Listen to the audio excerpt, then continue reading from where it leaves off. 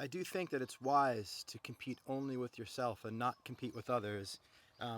If and when you believe that the other person out there is separate from you, meaning like I am me, you are you, we are both distinct and real, actual, absolute, objective objects. And if I'm competing with you, then it's not about me, it's about you, and I'm away from myself. And the reason I think it's wise not to do that is because when we're competing with something that's not what we are, and then we don't achieve that, we feel that we're less than. We feel like not only less than we could otherwise be, we feel less than something else. And feeling less than something else has us feel cut off and separate. So it entrenches pain. It exacerbates fear. So I think it's a wise choice to only compete with yourself. But I think there's a transcendent possibility too. And that lives in the domain of the perspective, the belief, the idea that there is no other. There is nobody out there. There's no person out there.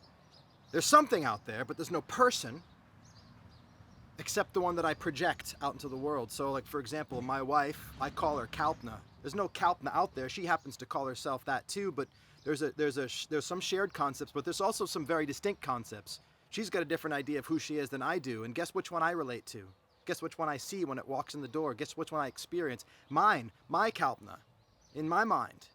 When I look at each of my clients, I'm not seeing what they are, especially in their perspective or some objective sense beyond the scope of language and meaning. I'm seeing my projected understanding of them through my experience, metabolized by all my neural synaptic connections and my embodied understanding of the world. And I'm like, boom, that's that person. And I'm seeing them. If I'm competing with somebody, I'm competing with the possibility of what they are that I hold inside me. And so if that's the case, if who I'm ever in relationship to or who I'm ever competing with out there is a projected idea of me, from me, then I would say that what I believe that I am and what I believe others are all an aspect of what I would call the self.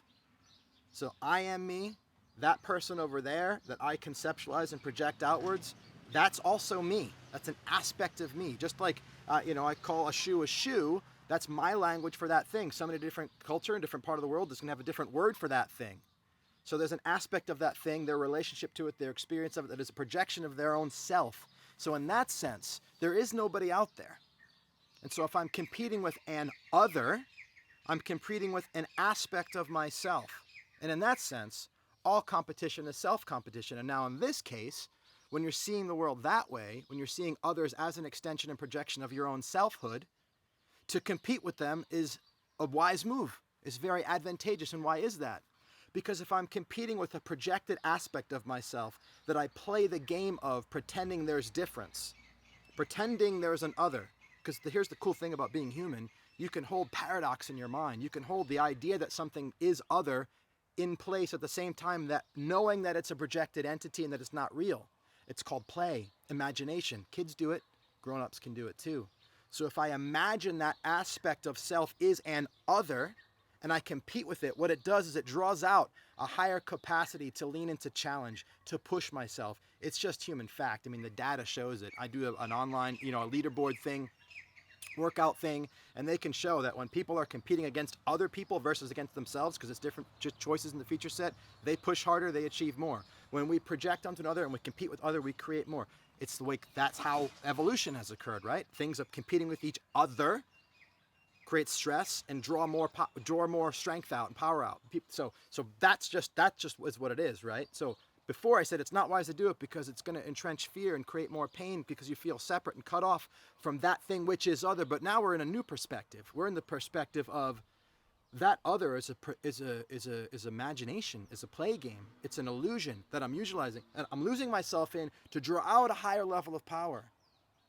And here's the thing: if I win or lose, at the end of the day, the whole illusion can fall away.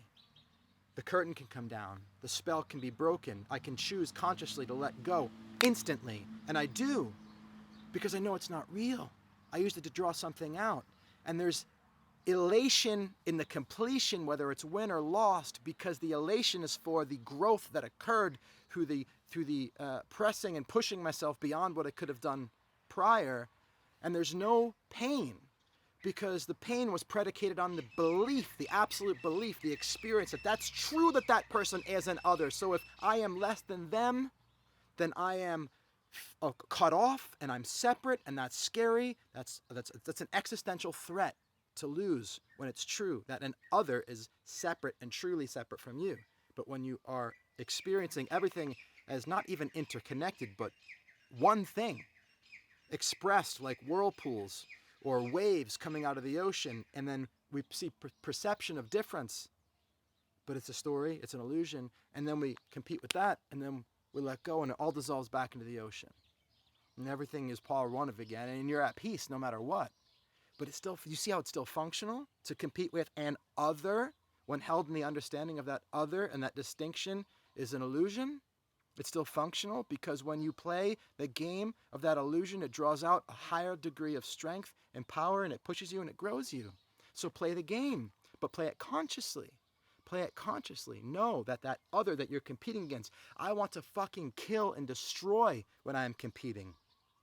And I punch a fucking bag. I don't want to hit a human being because I understand the distinction.